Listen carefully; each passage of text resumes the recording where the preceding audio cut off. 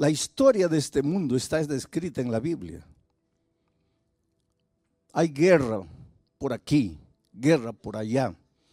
Hay inundación por aquí, hay terremoto por allá, hay incendio por aquí, hay seca aquí, hay mucha lluvia allá, hay delincuencia, hay marginalidad, hay violencia, hay injusticia. Y tú te desesperas, ¿qué viene ahora? ¿Qué va a suceder en este mundo? Si tú conocieras bien la palabra de Dios, tú no te atemorizarías, porque la Biblia dice palabra por palabra todo lo que va a suceder hasta la venida de Cristo.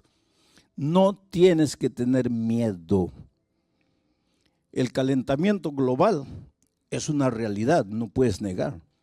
El clima, pues todo lo que el hombre hace en esta tierra, está deteriorando la capa de ozono.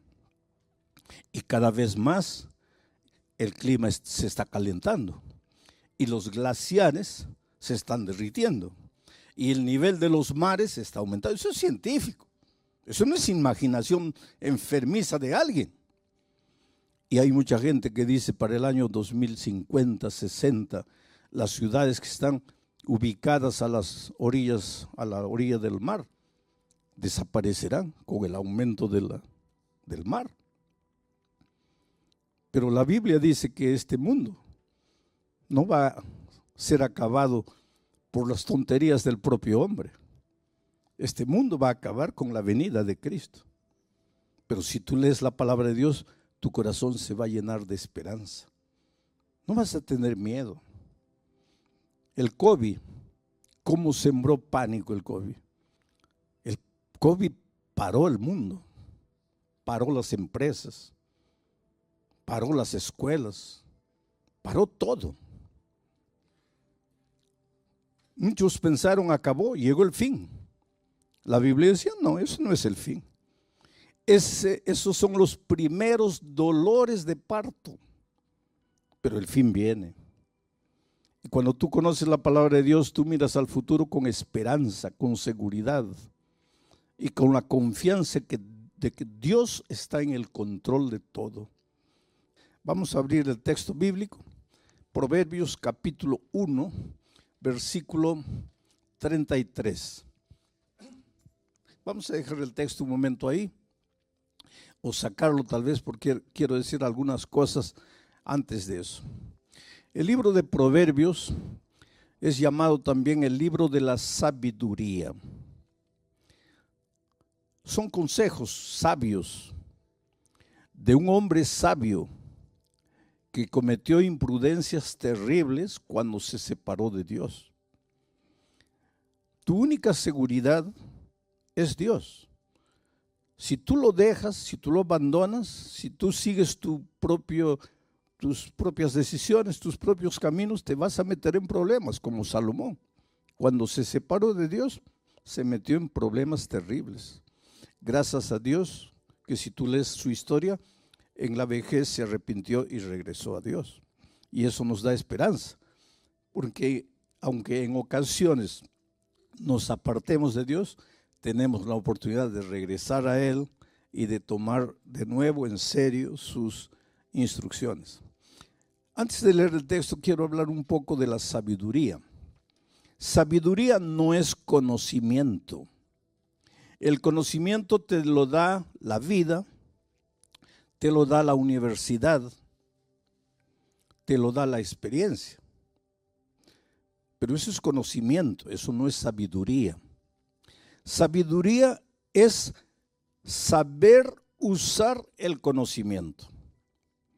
El conocimiento no te vale de nada si no tienes sabiduría. La sabiduría te ayuda a usar el conocimiento. El conocimiento en las manos de un hombre sabio, de una mujer sabia, es un instrumento poderoso para tu propia felicidad y para la felicidad de las personas que te rodean. Sabiduría podría ser llamada también de equilibrio, buen sentido común, prudencia. Es un don que Dios da. Y el apóstol Santiago dice, si alguien tiene falta de sabiduría, pídala a Dios, que Él te va a dar sabiduría. Hay muchos profesionales brillantes, excelentes, que no tienen sabiduría. Y toda la excelencia en la profesión no les sirve de nada, porque por falta de sabiduría lo arruinan todo. Para ser feliz en el matrimonio necesitas sabiduría. Para educar a los hijos necesitas sabiduría. Para que el dinero se multiplique en tus manos necesitas sabiduría. Para ser exitoso en cualquier área de la vida necesitas sabiduría. Y vuelvo a repetir, la universidad puede darte un título de conocimiento, pero no un título de sabiduría. Cuando alguien es nombrado gerente de la fábrica o presidente de la institución, no se le da sabiduría. Por lo tanto, el cargo no significa sabiduría. Hay gerentes, presidentes que no tienen sabiduría. Y hay gente simple que sí tiene sabiduría. ¿Por qué? Porque la sabiduría es un don que Dios da. Sabiduría es prestar atención, oído a los consejos divinos. Ahora, con ese contexto, vamos al texto bíblico. El texto dice así, mas el que me oyere, está hablando Dios, habitará confiadamente y vivirá tranquilo sin temor del mal. Ese más, ya les dije ayer que en la Biblia ninguna palabra está por estar. Cada palabra, inclusive cada coma, tiene un porqué.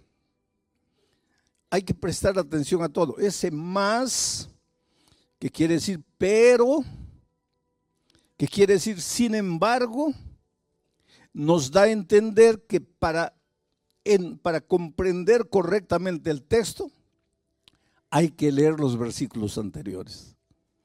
Y los versículos anteriores está hablando del dolor y de los sufrimientos de los hombres que no son sabios, de los que siguen sus instintos, de los que escogen su propio camino. Esos sufren. Esos no tienen paz ni de día ni de noche.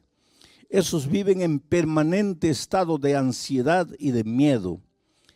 Mas, pero, sin embargo, el que me oyere, dice Dios, el que prestare atención a lo que yo voy a enseñar, ese habitará confiadamente y vivirá tranquilo, sin temor del mal. ¿Qué cosa es la ansiedad? La ansiedad tiene que ver con el miedo, pero no es miedo por lo que está sucediendo.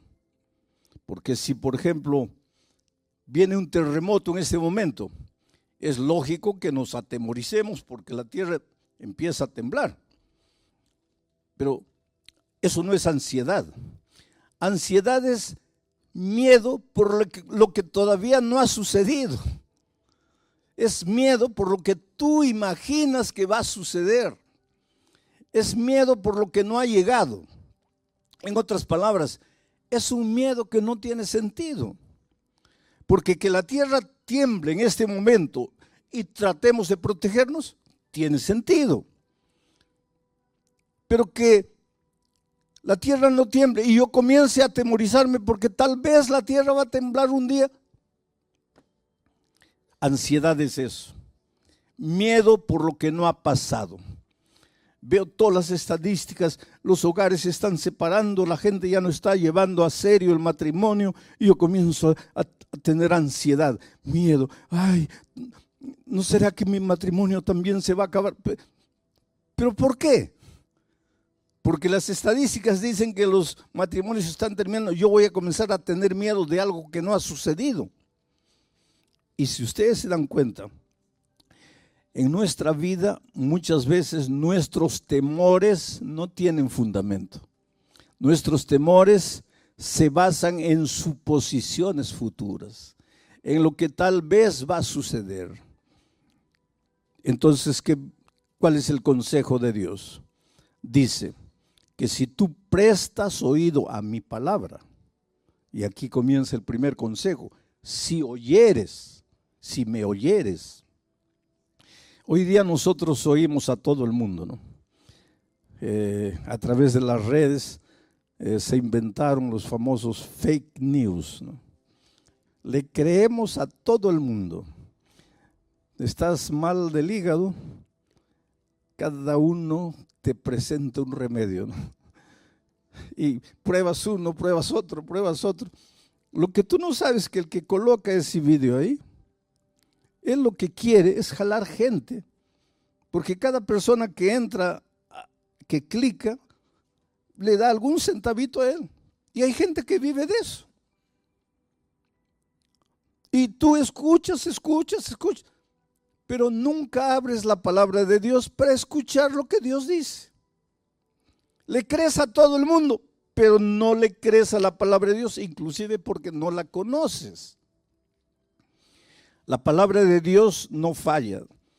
Dice, la hierba se seca, la flor se marchita, pero la palabra de Dios permanece para siempre. ¿Te acuerdas? Antes de 1492, la gente pensaba que la tierra era plana. La ciencia de aquellos tiempos decía que la tierra era plana. Tanto así que cuando tú ibas a la playa y un barco se iba y desaparecía, la gente y la ciencia pensaba que desaparecía porque había llegado al límite de la tierra y se cayó al abismo. Porque no había el concepto de tierra redonda. Hasta que apareció Cristóbal Colón con una idea loca. Y Cristóbal Colón dijo, no, la tierra es redonda. Y hubo una reina española que le creyó. Y entonces le ayudó financieramente a construir la Pinta, la Niña y la Santa María. ¿Se acuerdan? Y él fue. Y el 12 de octubre del año 1492 probó que la tierra era redonda. Y la ciencia abrió los ojos. Tienes razón, la tierra es redonda. ¿Qué año? 1492. 1492. Pero hasta el año 200 de nuestra era, el canon bíblico ya había sido cerrado. ¿Y sabes lo que la Biblia decía? Que la tierra es redonda. Y en 1492 la ciencia abre los ojos para decir que la tierra es redonda. Una cosa que la Biblia ya lo decía. Y eso es para decirte una cosa. La historia de este mundo está descrita en la Biblia. Hay guerra por aquí, guerra por allá. Hay inundación por aquí, hay terremoto por allá, hay incendio por aquí, hay seca aquí, hay mucha lluvia allá, hay delincuencia, hay marginalidad, hay violencia, hay injusticia. Y tú te desesperas, ¿qué viene ahora? ¿Qué va a suceder en este mundo? Si tú conocieras bien la palabra de Dios, tú no te atemorizarías, porque la Biblia dice palabra por palabra todo lo que va a suceder hasta la venida de Cristo. No tienes que tener miedo. El calentamiento global es una realidad, no puedes negar. El clima, pues todo lo que el hombre hace en esta tierra, está deteriorando la capa de ozono. Y cada vez más el clima se está calentando. Y los glaciares se están derritiendo. Y el nivel de los mares está aumentando. Eso es científico. Eso no es imaginación enfermiza de alguien. Y hay mucha gente que dice para el año 2050, 60, las ciudades que están ubicadas a las orillas, a la orilla del mar, desaparecerán con el aumento del mar. Pero la Biblia dice que este mundo no va a ser acabado por las tonterías del propio hombre. Este mundo va a acabar con la venida de Cristo. Pero si tú lees la palabra de Dios, tu corazón se va a llenar de esperanza. No vas a tener miedo. El COVID, ¿cómo sembró pánico el COVID? El COVID paró el mundo, paró las empresas, paró las escuelas, paró todo. Muchos pensaron, acabó, llegó el fin. La Biblia decía, no, eso no es el fin. Esos son los primeros dolores de parto, pero el fin viene. Y cuando tú conoces la palabra de Dios, tú miras al futuro con esperanza, con seguridad y con la confianza de que Dios está en el control de todo. Y Dios te ama y Dios está en el control de tu vida. Y si yo hubiera muerto con el COVID, yo siempre me preguntaba, porque yo siempre predico, enseño y digo que los cristianos no tenemos que tener miedo de la muerte. ¿Por qué? Porque de acuerdo con la Biblia, los cristianos no morimos, dormimos, reposamos, descansamos para despertar con la segunda venida de Cristo. Eso es lo que la palabra de Dios dice. La palabra de Dios no dice que cuando mueres tu espíritu sale vagando por ahí para reencarnarse. Los seres humanos pueden decir lo que quieran, pero eso no dice la Biblia. La Biblia dice que cuando el hombre muere, su cuerpo vuelve al polvo como era y el soplo de vida vuelve a Dios y se acabó. Estás durmiendo hasta la venida de Cristo. Entonces, y si yo hubiera muerto con el COVID, como yo siempre dije que no hay que tener miedo de la muerte, pero siempre cuando estaba solo me preguntaba, sí, es fácil decir no hay que tener miedo a la muerte porque estás con salud, con vida, pero ¿cómo será el día que llegue la hora en que vas a morir? Y me llegó la hora, porque los médicos dijeron, ya no hay salida. Pero entonces entendí el valor de la esperanza. Tú sabes que al inicio, porque yo estuve 45 días y 3 semanas de esos 45 días en la unidad de tratamiento intensivo y 48 horas ya inconsciente. Cuando yo al inicio yo le pedí a Dios, lógico como todos, Señor, mire, yo vine aquí a este país a predicar tu palabra y por favor pues restaura mi salud, tengo que terminar el trabajo porque no lo había concluido todavía. Señor, levántame, cúrame, sáname, tú eres Dios de milagros. Pero cuando fui empeorando, llegó un momento en que yo sentí que me iba. Y yo no dije a Dios, ya cúrame. Yo simplemente le dije, Señor, muchas gracias por todo lo que hiciste en mi vida hasta aquí. Voy a descansar. Solo te pido que cuando Jesús vuelva, quiero ver a mi familia y quiero ver a mi iglesia. Y me apagué. Cuando yo salí del hospital, una médica me dijo, yo no creo en Dios, pero usted cree. Y quiero que sepa de una cosa, desde el punto de vista de la medicina, usted no tenía esperanza de vida. Y lo que lo restauró fue su confianza en un poder superior. Era mi confianza en Dios. Y si hubiera descansado, pues nos hubiéramos abrazado el día de la resurrección, cuando Cristo vuelva. Ese es el valor de la esperanza. Por eso Salomón dice, el que me oye. ¿Y cómo oyes a Dios? A través de su palabra, a través del sermón de esta noche. Estás oyendo la palabra de Dios, porque yo no te estoy diciendo mis ideas, te estoy diciendo lo que el texto bíblico dice. El que me oyere, ese habitará confiado. ¿Qué cosa significa habitar confiado, estar tranquilo. No quiere decir acostarte en la cama esperando que las bendiciones te caigan del cielo, no. Pero vas a vivir sin ansiedad.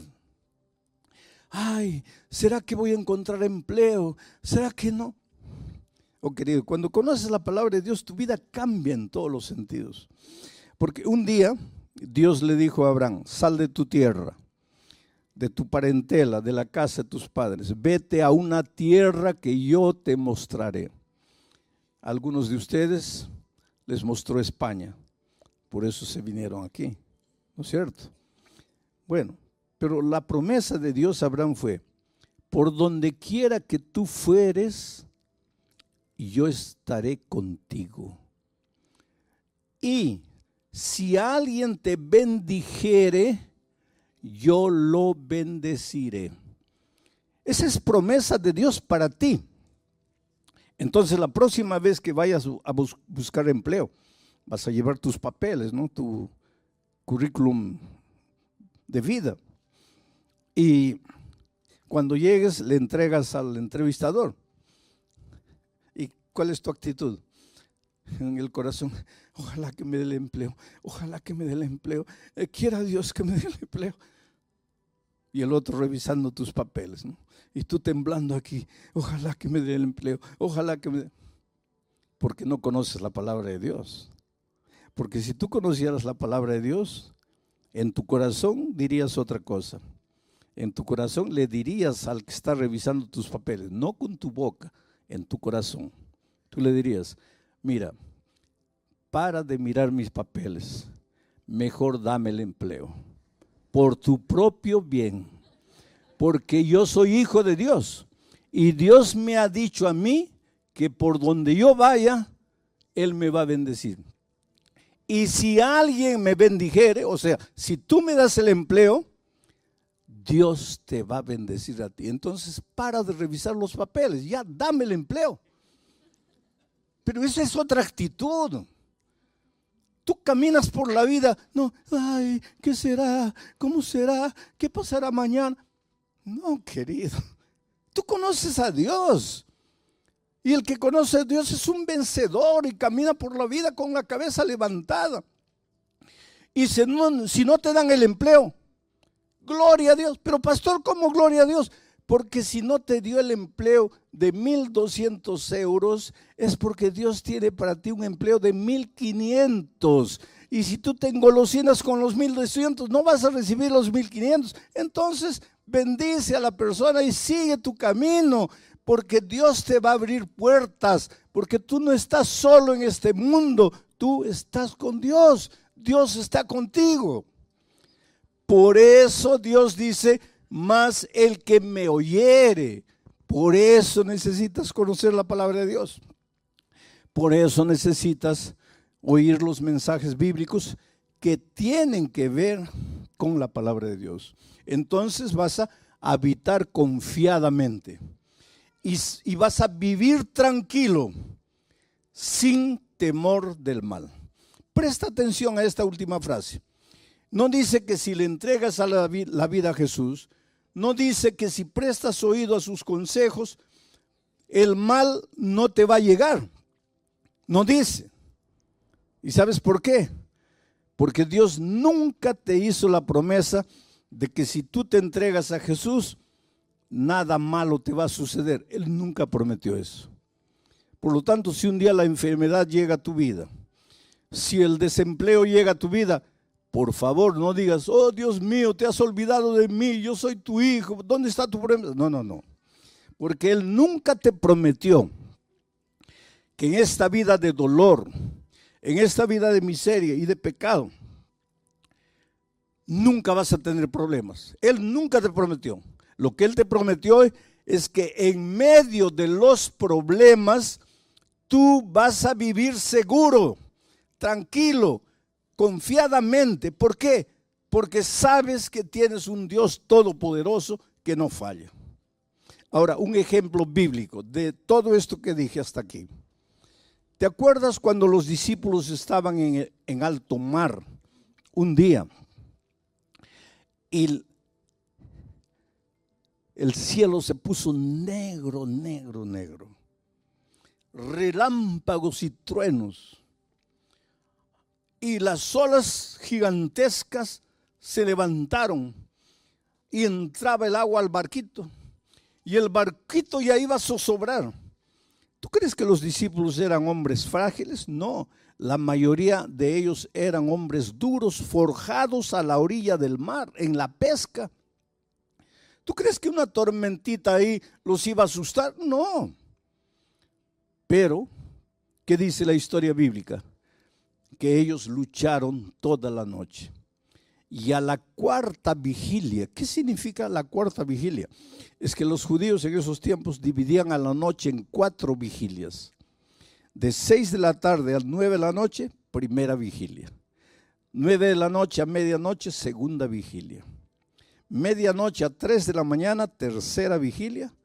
3 de la mañana a 6 de la mañana, cuarta vigilia. Y la Biblia dice que Jesús apareció en la cuarta vigilia. ¿Qué hora sería más o menos? ¿Qué hora sería? Entre 3 y 6. ¿Quieres mi opinión personal? Eso no dice la Biblia. Aquí estoy colocando mi opinión personal. Debe haber sido 5 y 15 de la mañana. ¿Pero por qué, pastor? Porque era el momento más oscuro de la noche. Yo siempre pensé que el momento más oscuro de la noche era medianoche. No es. El momento más oscuro de la noche es faltando 5, 10 minutos para que la luz del nuevo día aparezca.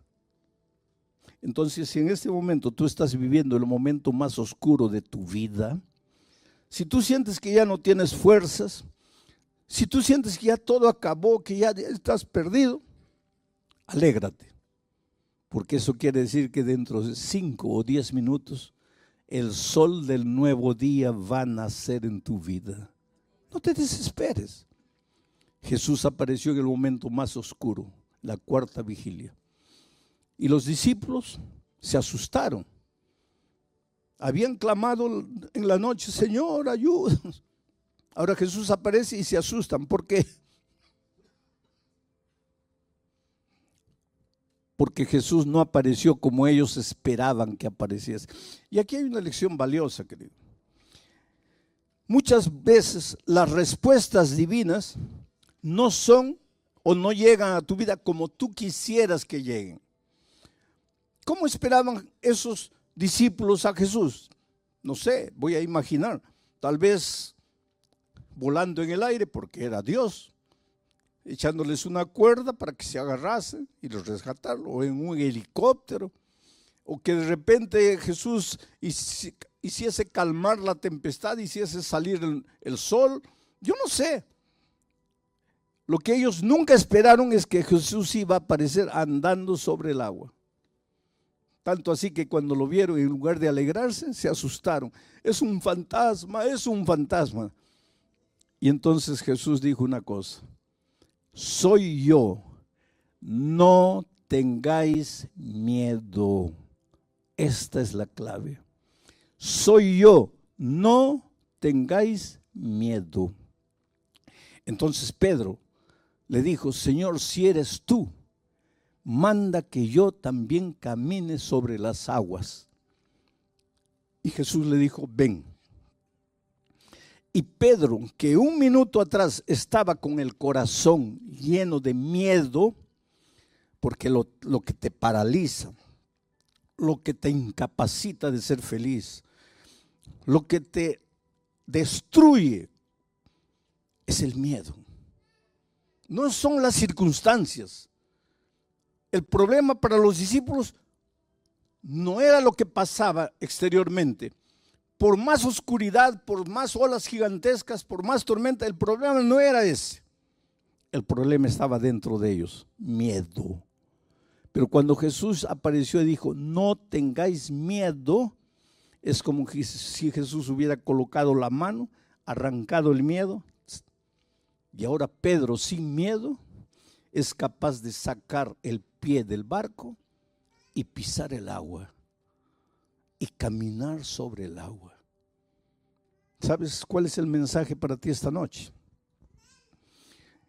Que enfrentas dificultades en la vida, no voy a negar. Y cada uno de ustedes sabe las luchas que enfrenta. En la vida familiar, en la vida profesional, en la vida personal. Pero cada uno de nosotros se enfrenta a alguna lucha. Y tú piensas que tu problema, no, mi problema es la esposa, no es el esposo, es el hijo, es el patrón, es el jefe. No, querido. Tu problema está aquí en el corazón. Es el temor, es el miedo. ¿Y qué sucede cuando vas a Jesús? Calma la tempestad, hace brillar el sol. No. Saca el miedo. Y ahora sin miedo, tú eres capaz de andar por encima de las aguas en medio de la noche oscura. Todos quisiéramos que Dios hiciese brillar el sol a medianoche para nosotros. Esos son milagros. Y Dios es capaz de hacer milagros y los hace. Pero todos quisiéramos milagros. Pero el más grande milagro que Dios hace es curarte por dentro. Porque el mejor instrumento para resolver tus problemas eres tú mismo, pero curado del miedo. Ahora, tú con tu corazón lleno de ansiedad, lleno de temor, esperando un milagro, nada va a cambiar. Jesús no viene para colocar un adhesivo encima de la llaga. Jesús viene para limpiar la llaga de verdad y colocar mertiolate o alcohol. Y tú gritas de dolor. Tú preferirías un band-aid. Jesús no coloca band-aids. Jesús cura de verdad. Aunque la curación de Jesús te duela y te haga llorar, pero te va a curar de verdad. Y esta noche tú puedes volver a la casa feliz. Mira otra promesa más del Señor Jesucristo en el siguiente texto. Estas cosas, dice Jesús, os he hablado. ¿A través de qué? De esta palabra. Estas cosas os he hablado para que en mí tengáis paz. En el mundo donde trabajas, en tu barrio, en la lucha diaria, tendrás aflicción. Pero no tengas miedo. Confiad. Yo he vencido al mundo. En este mundo vas a encontrar dificultades, pero no tengas miedo, porque si estás conmigo, tu corazón va a estar lleno de paz.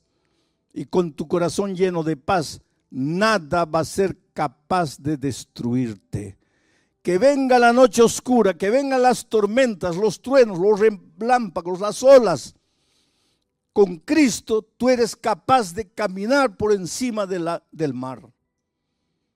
Y esto no es teoría. Esto es vida práctica, porque yo he encontrado gente destruida. Estaba una vez en Santa Cruz de la Sierra, Bolivia,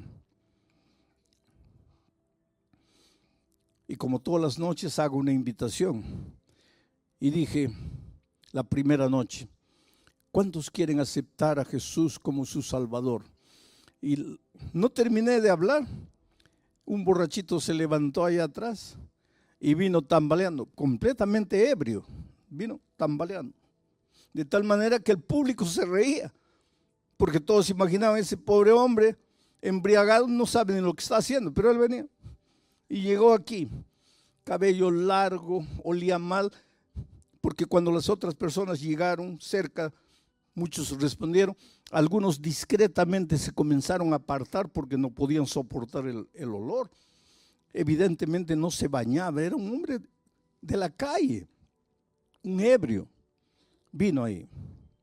La segunda noche yo, cuando llegó el momento de la invitación final, dije, esta noche voy a pedir que se levanten los que no se han levantado las otras noches.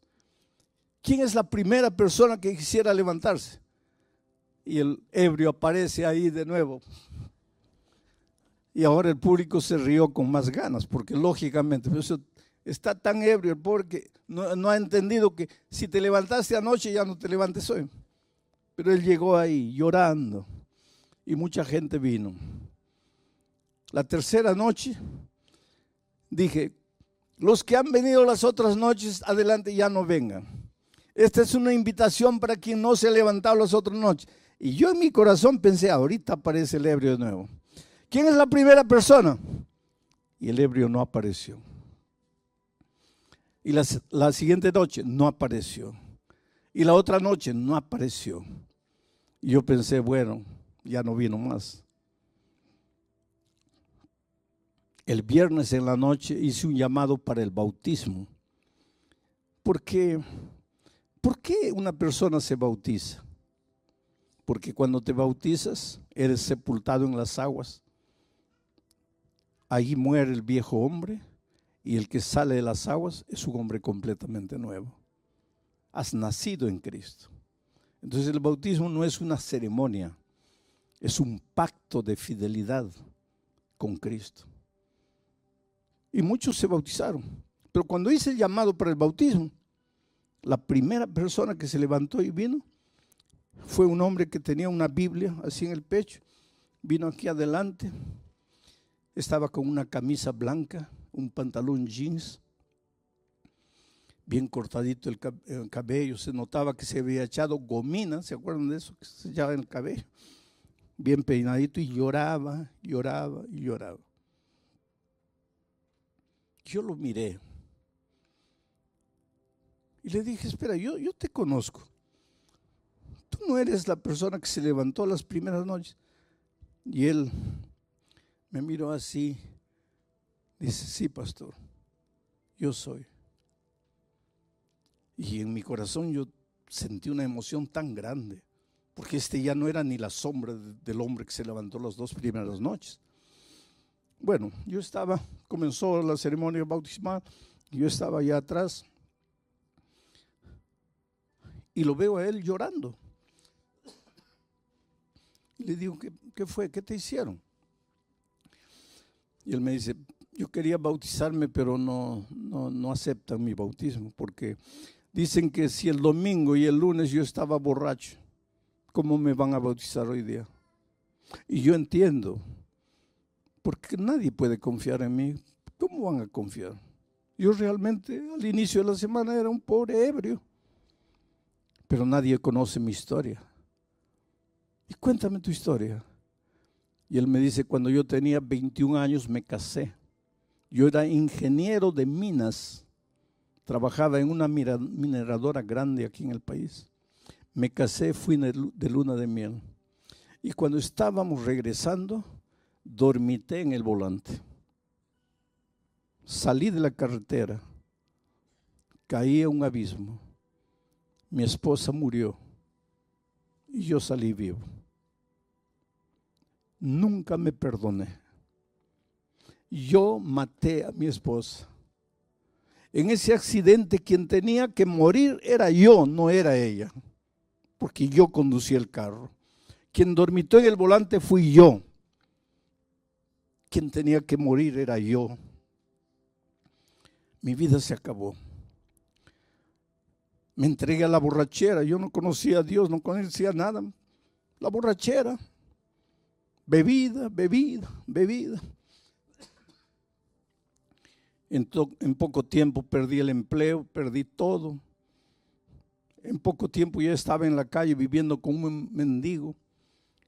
30 años, pastor, bebiendo todos los días, pidiendo limosna para beber. Y el domingo yo no entré aquí por causa de la predicación. Yo entré porque estaba lloviznando y vi el estadio abierto y entré. Pero usted piensa que yo no entendí. Yo estaba ebrio, pero yo entendía todo. Y esa noche yo entendí que solo Jesús podría cambiar mi vida. Que mi problema estaba en mi corazón. Yo tenía miedo de vivir. Yo tenía miedo de estar sobrio. Yo necesitaba estar ebrio, porque cuando estaba sobrio me sentía culpable de la muerte de mi esposa. 30 años viviendo en la calle, una vida miserable. ¿Usted quiere que yo no le entendí cuando la segunda noche usted dijo, los que han venido anoche no vengan? Yo le entendí. Pero ¿sabe por qué me levanté? Porque la primera noche después de salir, después de haber venido, después de haber aceptado a Jesús, fui y continué bebiendo. Entonces la segunda noche yo dije, mi decisión de anoche no vale porque yo volví a beber. Me levanto de nuevo. Pero fue el último día que viví. Pastor, después de 30 años, hoy completa 5 días que no coloco una gota de alcohol en mi boca. Pero nadie me conoce. ¿Cómo pueden confiar en mí? Y había un hombre escuchando mi conversación con él. Y él se acercó llorando y dijo así, perdóname, yo fui el que dije que no te podías bautizar, pero es que yo no conocía tu historia. Por favor, ven conmigo. Y se bautizó. Tú me puedes decir, ¿cómo pueden bautizar a un hombre que el inicio de la semana estaba ebrio? Pero es que tú no conoces el poder de Dios. 5 años después volví a Santa Cruz de la Sierra a hacer una campaña evangelística en ese mismo coliseo. Y el pastor me estaba llevando y afuera había un hombre con un walkie-talkie y una linterna dando instrucciones. Cierren la puerta allá porque ya está lleno. No, abran la puerta aquí. El pastor acaba de llegar, abran la puerta. Un líder. Y el pastor me dice, ¿sabes quién es él? ¿Te acuerdas? No. Es el ebrio que se bautizó hace 5 años. Hoy día es un líder de la iglesia. Eso es lo que Dios hace. Te cura por dentro. Y una vez curado por dentro, tú eres capaz de andar por encima del mar. Nada te destruye. Te pueden condenar, te pueden juzgar, te pueden decir lo que quieran. Tú serás un victorioso porque Dios está contigo. Es por eso que tengo que hacerte la misma invitación de todas las noches. Y voy a repetir lo que dije en Bolivia. Si te levantaste anoche, ya no te levantes hoy. Pero si no estuviste anoche, o si estuviste anoche pero no te levantaste, mi invitación es para ti. ¿Quieres venir aquí adelante y decirle, Señor, saca el temor de mi corazón, saca la ansiedad, saca el miedo, cúrame, ayúdame a ser un vencedor en medio de las dificultades? No te pido que saques las dificultades de mi vida, te pido que me hagas fuerte para vencer las dificultades. Yo voy a estar orando en mi corazón para que el Espíritu de Dios te traiga. Si quieres decirle esta noche a Jesús, Señor, cúrame por dentro. Hazme un hombre nuevo, una mujer nueva. Quiero renacer en ti.